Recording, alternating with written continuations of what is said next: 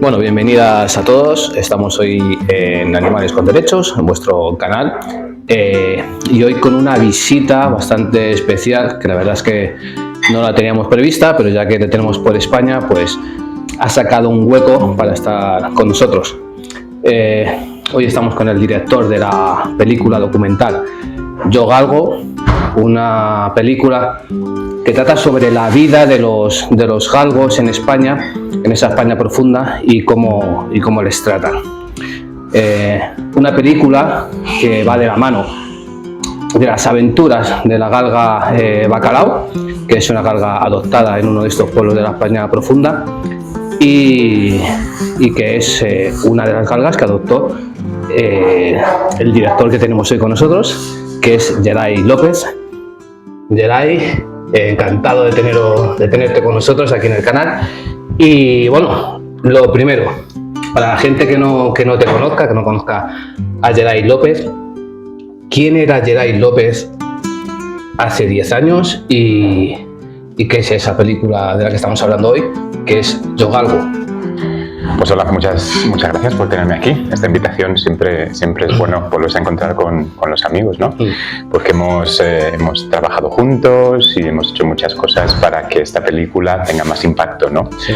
Pues ¿quién era Yeray hace 10 años? Pues alguien que vivió en un país extranjero y que a través de una perra, en este caso Bacalao, descubrió una historia y quiso volver a España a descubrir cómo de profunda era esta historia, ¿no? También buscando un poquito mi identidad, conocer mi país y de alguna manera indagar en lo que parecía algo que tenía más fondo de lo que la gente pensaba, ¿no? Que es el maltrato relacionado con la caza y relacionado en este caso con los galgos, ¿no?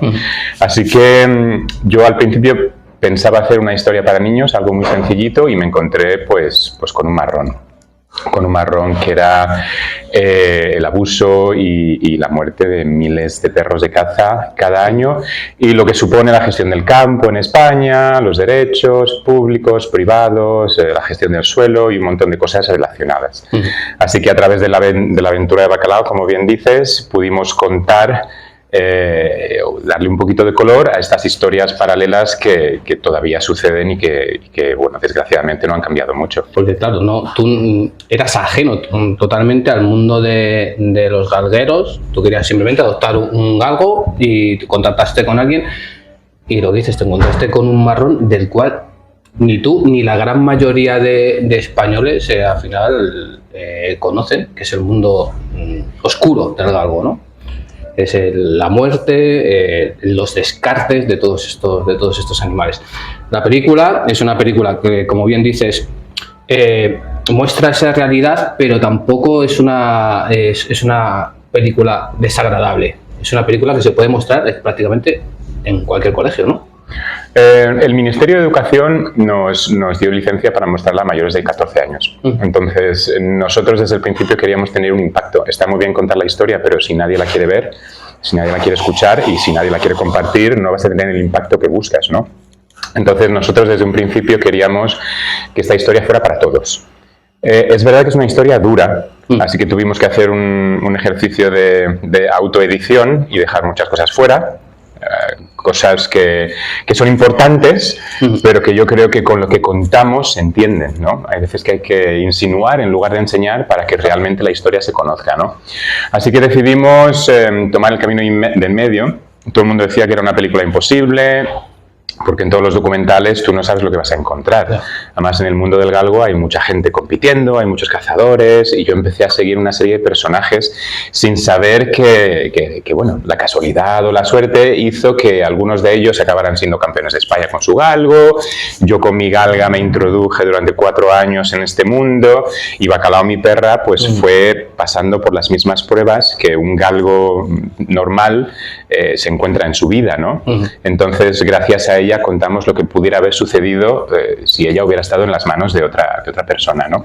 Así que sí, hicimos una música con Arturo Cardelús fabulosa en Los Ángeles, con orquesta, acabamos en cines, acabamos en manifestaciones, acabamos encontrando a gente como vosotros, y de alguna manera hicimos una comunidad alrededor de una historia muy bonita, que no solo es la historia de la caza, sino la historia de la adopción, la historia del hogar, la historia de familias reconstruidas, porque empezamos a conocer gente de todo el mundo. viajamos por Europa, visitamos a nuestros seguidores de Instagram, vivimos con ellos y vimos lo importante que era para mucha gente tener perro y sentirse de alguna manera dueño del destino de estos perros habiéndoles rescatado, porque la caza es muy fea, ¿vale? Y tiene que terminar tal y como está hoy. Eso es una historia que podemos hablar después, pero hay otra comunidad muy grande tratando de ejercer una presión para que esto pare, pero también rescatar lo que son los productos o los desechos de una actividad casi industrial. Entonces hay historias bonitas, hay historias muy bonitas, y yo, antes comentabas quién es Geray ahora, después de mucho tiempo en la creatividad, en el cine, en el diseño gráfico, me metí en otro tipo de trabajo corporativo, y pensando ahora que lo he dejado cuando era más feliz comprometido con una causa. Claro. Entonces ahora de alguna manera he dado 360 y vuelvo a estar comprometido con lo que hago después de una andadura más corporativa. Pero para mí Yo Galgo ha sido un punto de inflexión personal y también un recuerdo de cuánta fuerza puede tener una comunidad, porque llegamos al Parlamento Europeo gracias a la película, llegamos a cines, estuvimos 6 meses en cines, y ese año, solo en 6 meses, fuimos la película número 27 más vista de España, que no está nada mal, y todo a través de una comunidad, porque nosotros distribuimos la película a través de organizaciones que iban a los cines, contaban su historia y después hacían rueda de preguntas. Nosotros tradujimos a 13 idiomas la película gracias a la comunidad. O sea, la comunidad era el motor. Que yo ahora me pregunto, 10 años después, en Instagram, Facebook y las redes, cómo de grande podría haber sido Yo Galgo ahora. Seguro que hubiéramos hecho muchísima más presión, ¿no? Eso hay que retomarlo. Las redes sociales hay que empezar, y por eso también queríamos que estuvieras hoy aquí. Por centrar un poquito, en 2016 estrenasteis con Capital Animal, ¿no? Luego también lo hiciste con la plataforma No a la Caza, también hubo ahí un poquito de seguimiento, y la gente estaba bastante ansiosa por ver la película. Incluso hubo algún problema me acuerdo, con tema de gente de la caza, porque tuvimos que pedir los nombres de la gente que iba a asistir para que no se... porque había cierto resquemor con el tema de la caza. En España está claro que había la gente tenía muchas ganas de ver la película. En Europa, como bien has comentado, fueron 13 idiomas, ¿no? los que se ha traducido esta película. Si quieres contarnos qué tal el tema de recibimiento en España, en Europa, y también cuéntanos en el sector cinegético qué tal se lo toman. A ver, después de 4 años yo creo que había una expectativa por parte del sector de la caza sobre el que esta película fuera de alguna manera la épica sobre qué significa la caza y los valores morales y demás, y yo nunca mentí a nadie. O sea, yo desde el principio quise hacer la película más honesta posible. Entonces, desde las dos partes yo siempre he sido súper claro, ¿no? Pero hubo una sorpresa. Entonces, el día del preestreno, porque también estábamos lanzando una campaña con la comunidad y demás, vino mucha gente amiga, pero también vinieron algunos que se llevaron la sorpresa y trataron de boicotear el evento, y tuvimos que llamar a seguridad y demás, ¿no? Entonces, no me granjeé muchos amigos después de ese evento. Entonces las llamadas empezaron, los emails, las amenazas. Hubo un esfuerzo por parar el proyecto, pero el proyecto tenía que salir. Nosotros queríamos hacer una película honesta y lo más sincera posible, ¿no? Entonces así salió el proyecto. El proyecto siguió, lo hicimos un estreno mayor en el Círculo de Bellas Artes, y luego estrenamos online con la comunidad, y luego pasamos a cines, a distribuidores, y todavía de hecho nos siguen pidiendo la película en algunos cines de Europa, sobre todo. Vamos a tener una proyección en Inglaterra, y hacemos colaboraciones con libros, o sea que el movimiento sigue. Es verdad que de alguna forma veo que el movimiento no sé si es que estoy menos conectado con él, pero se ha disgregado un poco. Parece que el brazo político de la caza y los recursos de la caza y lo que es el valor económico que poseen hacen que haya un desgaste por parte de organizaciones con menos medios y con menos personal, y Y hay un poco de desgaste y de desintegración, percibo. En Europa, bueno, podemos hablar de muchas cosas, ¿no? Pero yo creo que hay que reforzar un poquito la imagen de que esto sigue siendo una necesidad, que esto no ha cambiado, que esto sigue igual o peor, y que hay que hacer un esfuerzo por no acallar estas historias, ¿no? Desde el punto de vista del documental, de las redes y también del ejercicio práctico y el entendimiento de qué podemos hacer como asociaciones desde el punto de vista legal, qué recursos hay, porque hemos hablado de NAC antes, hemos hablado de otras asociaciones. Antes había un esfuerzo práctico y eficaz a la hora de utilizar las leyes para parar ciertas iniciativas, ¿no? Sí. Reunirse, hacer películas está muy bien, pero no es suficiente. Sí, está claro que hay que hacer cierto lobby, hay que hacer cierta presión a los políticos, porque la caza lo está haciendo. La caza es una de las herramientas que está utilizando la ultraderecha para apropiarse con el campo. Y yo sé que el campo no solamente es caza, no solamente es tauromaquia, hay mucha gente del campo que no vive de ello y que directamente no lo quiere, y a esa gente es la que hay que llegar y hay que presionar como asociaciones para que esa gente apoye también y haga fuerza desde el campo. Perdona que incida ahí, pero yo creo que en el término que duró la producción de la película sí que vi una división entre los que quieren usar el campo para la caza y los que quieren usar el campo para otras cosas, pero no tienen recursos ni oportunidad, ¿vale? O sea, la caza de alguna manera veta otro tipo de actividades, la recolección de setas, el paisajismo, la bici, o sea, hay herramientas puestas en marcha que priorizan el uso del campo para la caza, por ejemplo. Si tú espantas las presas a un cazador porque estés pasando en bici, puedes ser penalizado económicamente, ¿no? Entonces, durante la película, y yo quiero incidir en esto, está muy bien hablar de política, pero también está muy bien hablar de la libertad de todos aquellos individuos que quieren usar su campo y no pueden, ¿vale? Que quieren pasear y no escuchar tiros. Mi hermana vivía en el campo y podían pegar tiros a 250 metros de su finca. Entonces, estar el fin de semana de barbacoa con tu familia, con tus niños, estar escuchando tiros ahí al lado, no es seguro, hay accidentes y no es agradable, ¿no? Entonces, yo creo que hay que abrir un poquito la puerta al ¿podemos usar el campo de otras formas? ¿Podemos invertir en desarrollar el campo? Porque puedes decir, quitamos la caza, vale, pero ¿qué hay? ¿Qué hay? Si dejas un vacío, ¿qué lo va a llenar? No puedes quitar la caza sin más. Tienes que, de alguna manera, desarrollar el mundo rural para que la identidad rural no sea solamente la caza. Sí, sí, está claro, pero mientras sea caza no puedes usar...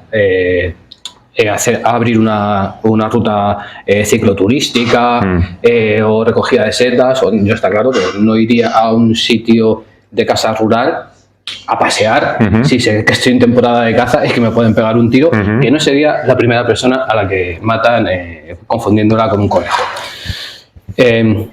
Lo que te quería preguntar, que lo has comentado antes, y bueno, yo recuerdo algunas partes de la película, del documental, que te quedan grabadas ahora.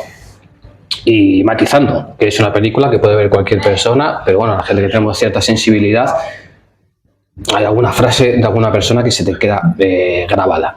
No sé si tú tendrás alguna parte que digas, ahora llega el minuto 38 minutos, porque la película dura una hora y algo, una hora poquito, pero ahora llega el momento, aquí es donde he metido un poquito más, he girado un poquito más. O si hay alguna parte que tengas inédita, que no haya salido, que hayas dicho, esta fue dura y no la metiste por... Hay muchas de esas, hay muchas partes muy duras que no entran en una película, porque la gente no la querría ver y la película perdería su función.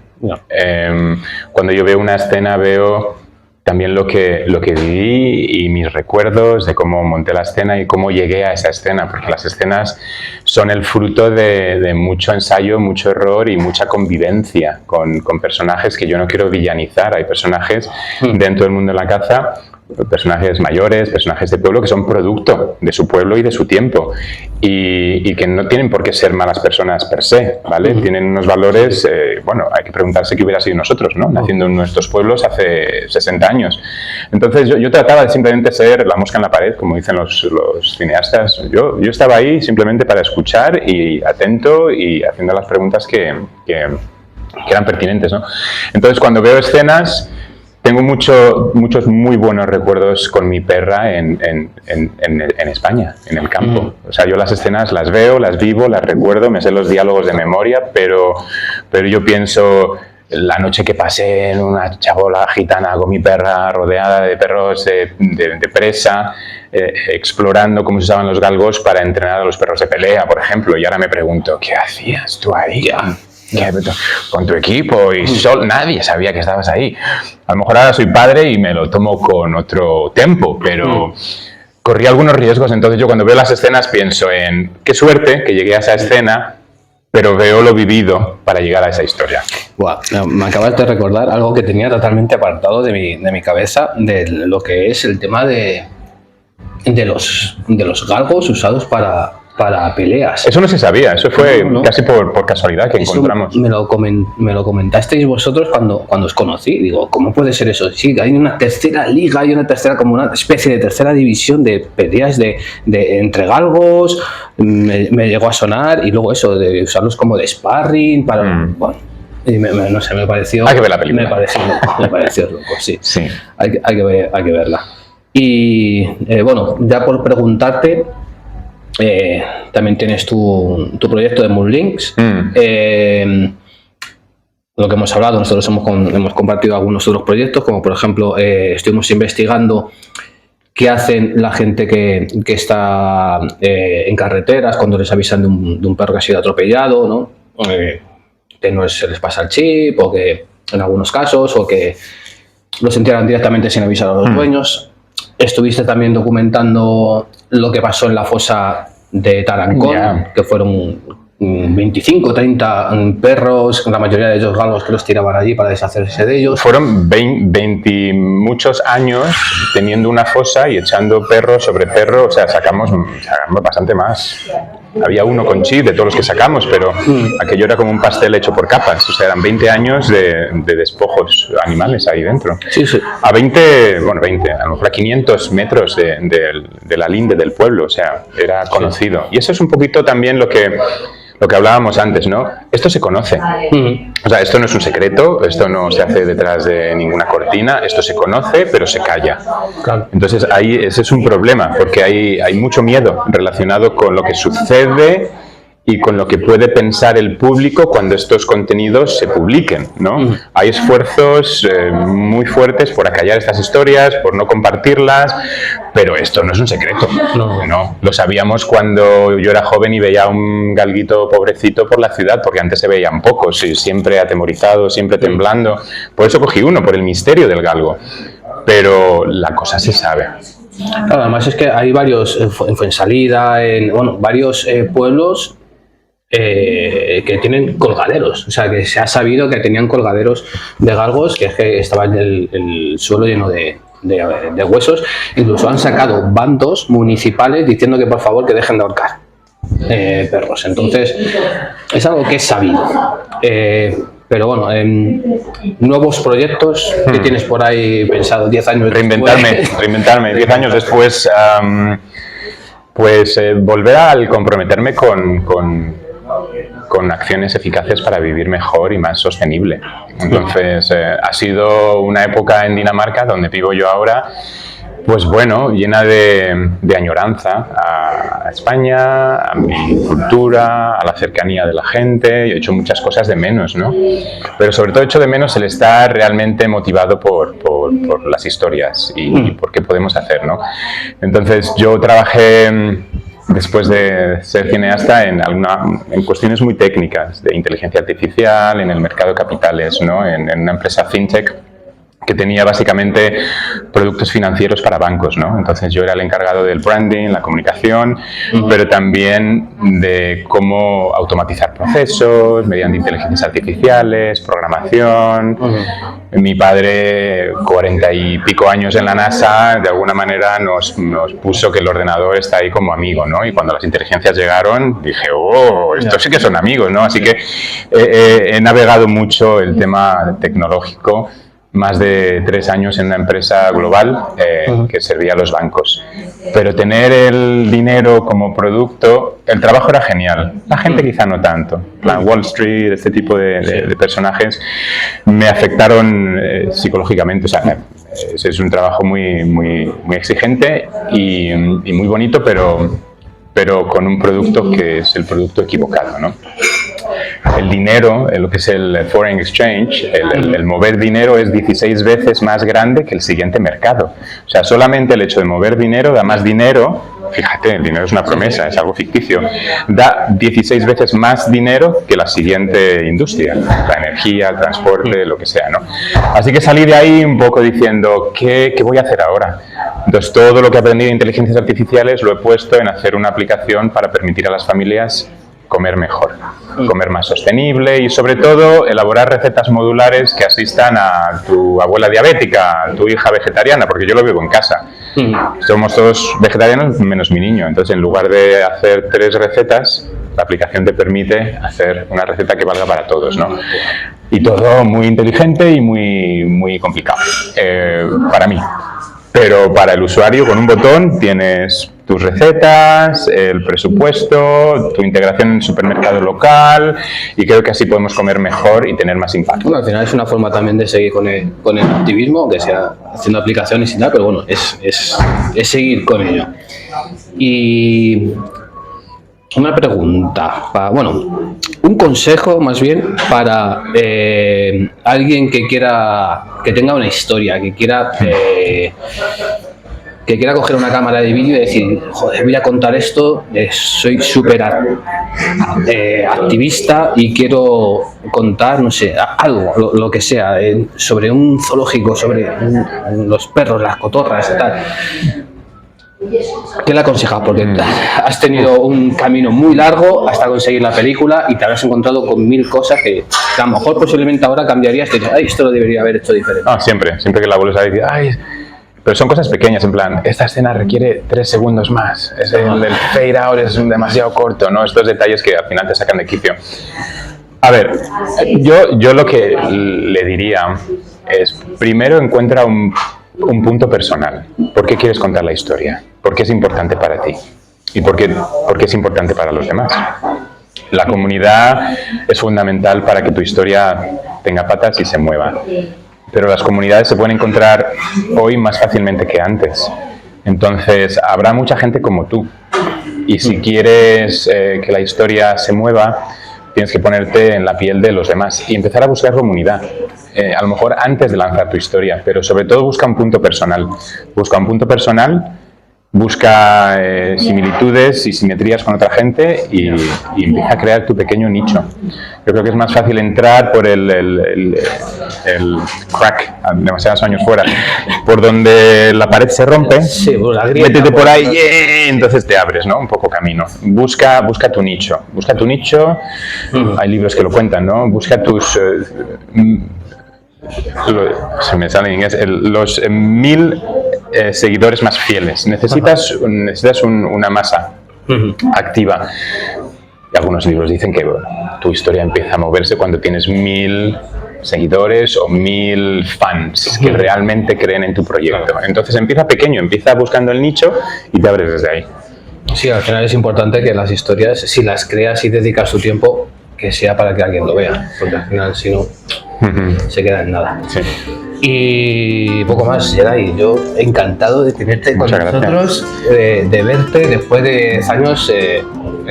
La vida nos ha dado muchas vueltas y bueno, simplemente agradecerte estar con nosotros. Si quieres decir algo a la cámara, lo que más te apetezca, cómo poder ayudarte, cómo poder ayudar al movimiento, a la comunidad, como tú dices, recuérdanos tus redes sociales, lo que sea, para que...